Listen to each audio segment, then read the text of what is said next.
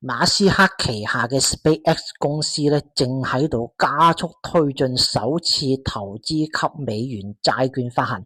規模至少達到200億美元。咁有投資者亦都喺度諗起一個問題，喺前段時間咧 SpaceX 啱啱先完成咗至少750億美元嘅 IPO 募資，咁而家時隔1週時間 SpaceX 又開始轉向債券市場。咁呢啲科技巨頭公司而家真係咁缺錢咩？咁其實唔淨止係 SpaceX 公司，其實我哋可以關注下，從美國多家科技巨頭嚟講咧，今年以嚟佢哋先後開啟咗一系列嘅融資計劃，例如英偉達時隔5年時間重返債市，發行250億美元投資級公司債，咁認購時咧市場需求量非常之強烈啦，認購額高達850億美元。咁緊隨其後嘅包括谷歌啊、亞馬遜啊、Meta 啊、微軟啦。咁2026年至今啊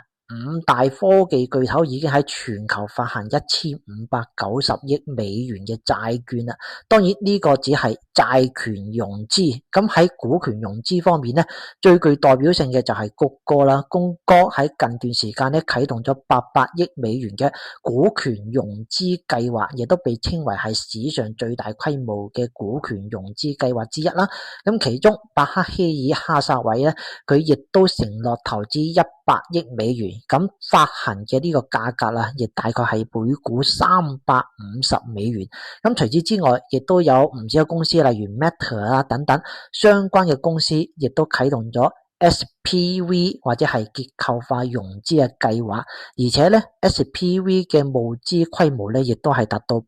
億美元級別嘅。咁由此可見，巨頭們啊，通過包括債權融資啊、IPO 募資啊、股權融資啊、SPV 啊，同埋結構化募資等方式咧，進行補充彈藥。咁而家有個問題就係，點解呢啲本身唔缺錢嘅巨頭公司，點解要喺呢個時候密集通過多種融資渠道嚟籌集資金呢？咁到底係佢哋嘅財務狀況出現問題呢？定係有其他嘅原因呢？喺呢一期嘅節目裏邊呢，我哋具體嚟分析一下。咁當然啦，從巨頭公司嚟講呢，包括微軟、谷歌、蘋果啊、Meta 啊，呢啲本身係屬於現金奶牛公司。咁例如谷歌咧，佢擁有上千億美元嘅現金儲備，你話佢缺錢，其實一啲都唔缺。但係咧，喺而家 AI 時代裏邊咧，因為 AI 燒嘅就係銀紙，而且我哋睇到喺 AI 嘅核心部件咧，包括存儲芯片啊、算力芯片啊、AI 服務器啊，或者係一系列啲硬件軟件啊，都係需要錢嘅，而且佢哋嘅價格成本係水漲船高。我哋不妨睇一下最近資本市場，包括 SK 海力士、美光科技、三星電子，股價大幅飆升，特別係美光科技 SK 海力士從底部上嚟已經上漲超過10倍啦。咁背後原因除咗資金推動因素之外咧，就跟佢哋嘅基本面實質性好轉，業績大增有住密不可分聯繫性啦。其中存儲芯片，特別係 HBM 高端存儲芯片價格暴漲啊，咁呢個咧亦都成為佢哋股價大漲嘅原因啦。但係喺成個 AI 產業鏈嘅價格導火索嚟睇咧，咁存儲芯片價格大漲，咁自然咧亦都導致整個 AI 產業鏈資本開支嘅急劇上升啦。咁此外咧，喺成本大漲嘅影響之下，其實對於相關嘅硬件啊、企業應用啊，或者係相關嘅服務價格啦，亦都係水漲船高。由此咧，亦都引起咗一連串嘅價格漲價嘅效應。咁當然通過呢一次嘅價格暴漲之後咧，咁巨頭們啊，亦都喺度考慮緊，我哋而家嘅現金儲備可能喺今年同埋明年可以燒得起，但係如果到咗2028、2029甚至2030年之後，咁呢一次嘅 AI 資本開支仍然繼續上演，或者係存儲芯片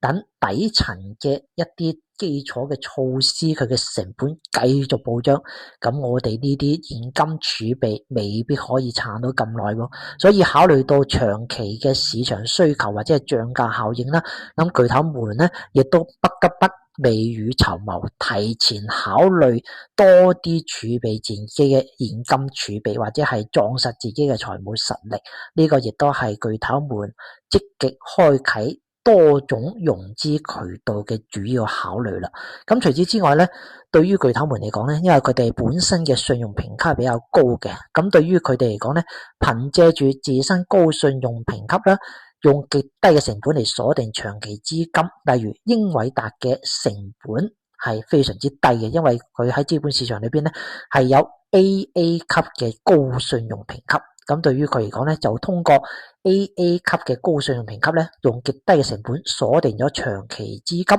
咁佢嘅10年期嘅債券利率亦都只係略高於美國國債啦。咁除此之外咧，我哋可以睇到包括谷歌啊、Meta、微軟啦，亦都通過極高嘅信用評級咧，獲得低成本嘅資金，所以低成本嘅資金發債咧，亦都係可以維繫住巨頭公司們持續穩定嘅現金儲備來源啦。咁除此之外咧，對於呢一系列嘅融資計劃啦，咁亦都係對於巨頭們嚟講咧，亦都係為未來 AI 資本開支提前準備5到10年嘅時間，因為呢一次市場可能會預期呢一次嘅 AI 需求或者係 AI 資本開支咧，可能會延續到2027或者2028年。但係有冇諗過呢一次 AI 係屬於一次真正意義上嘅科技變革？咁如果呢一次 AI 需求要延續到2032年之後咧，咁可能巨頭們現有嘅現金儲備未必能夠可以維繫咁耐喎。咁所以對於巨頭們嚟講咧，佢哋不得不考慮嘅係長遠發展嘅需求。咁如果呢一次嘅 AI 資本開支增速持續增長到2032年以後或者2030年之後咧，咁未來比拼嘅就係邊個先能夠率先擁有自身嘅基礎設施，邊個率先投入巨額嘅資金，邊個能夠率先咁樣打開應用場景，完善成熟嘅商業化模式，咁邊個將會係未來 AI 時代最大嘅贏家。咁其實對於巨頭公司嚟講咧，佢而家嘅持續高投入，為嘅唔係當下收入，亦都唔係為咗5年內能夠實現可觀嘅回報率，而係為咗未來10年、未來30年嘅長遠佈局。咁如果未來30年能夠獲得穩定持續嘅現金流咧，咁呢一輪嘅 AI 資本投入咧，亦都係值得嘅。我哋不妨試想一下，喺30年前嘅互聯網浪潮裏邊咧，喺90年代上期啦，咁大家亦都普遍唔睇好互聯網嘅發展，覺得互聯網好虛，真正普及基本上冇可能嘅。但係當時巨頭們亦都選擇咗紛紛佈局互聯網，加大力度投入資本開支。咁當時互聯網基礎設施建設咧，從90年代初期到2000年咧，咁各大巨頭亦都係投咗非常多嘅錢啦。咁期間亦都經歷咗互聯網嘅泡沫破裂啦，但係呢個都唔影響互聯網嘅崛起。從互聯網巨頭公司嘅基礎設施鋪建啦，到互聯網大規模嘅爆發或者係用戶普及咧，前後經歷咗20年時間。但係最終贏家就係當年肯於花錢嘅互聯網巨頭公司，所以亦都講明而家嘅 AI 相當於30年前嘅互聯網。如果而家你敢於投資，咁未來30年咧，你可能就係互聯網或者 AI 時代最大嘅贏家啦。咁呢一度啊，我哋講一講 SpaceX 公司點解 IPO 募資冇幾耐，又開始開啟債權融資咧？咁背後與 SpaceX 未來嘅長期願景係有住密不可分聯繫性嘅，因為 SpaceX 它佈局啊，唔淨止係地球嘅業務，而且咧佢建設住未來另外一套嘅全球設施建設，例如如果係未來開啟嘅係太空數據中心、火箭發射或者係太空基礎設施建設，或者係未來嘅火星登月或者係火星移民啦，咁呢啲項目都係非常燒錢，而且呢啲項目嘅燒錢規模係遠遠高於 AI 算力或者地球裏邊嘅所有嘅基礎設施建設。所以對於 SpaceX 嚟講咧，呢次到資本市場上市就係為咗未來長期計劃進行融資。咁如果呢一次豪賭成功啦，咁 SpaceX 公司咧可能成為全球市值最高公司，或者係全球最優秀最具創新嘅公司。但係如果失敗咗，咁 SpaceX 公司咧佢就需要開拓新嘅盈利增長模式，或者係對 SpaceX 公司嚟講咧，未來將會面臨巨大挑戰啦。咁當然截至目前咧 SpaceX 公司並唔係完全只有想象力。咁佢嘅核心業務除咗 SAI 啊、火箭發射啊、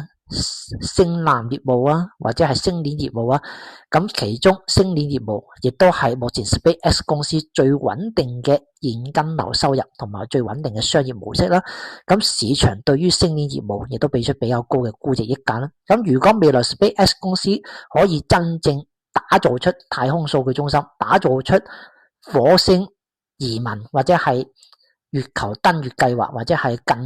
高嘅一個發展預期咧，咁市場對於 SpaceX 公司未來嘅估值定價自然會更高啦。所以市場對於 SpaceX 公司嘅估值咧，一方面係星鏈穩定嘅現金流，另一方面咧就係對於 SpaceX 公司佢三大王牌業務未來可能會做成2到3件呢一個長期樂觀嘅預期啦。除此之外，馬斯克個人品牌嘅溢價亦都係影響公司估值一方面。咁對於目前科技巨頭們紛紛選擇巨額融資，或者亦都係為咗未來10年、未來20年甚至未來幾十年嘅發展做鋪墊，咁我哋不妨放長雙眼睇下未來幾十年嘅長期報告之後，到底誰先係真正嘅贏家。咁對於未來科技巨頭嘅呢一場嘅AI 基礎設施建設，呢一場嘅巨額融資，到底邊個係贏家呢？歡迎大家喺評論區裏邊講我自己嘅睇法。感謝大家關注我節目，我哋下期節目再會。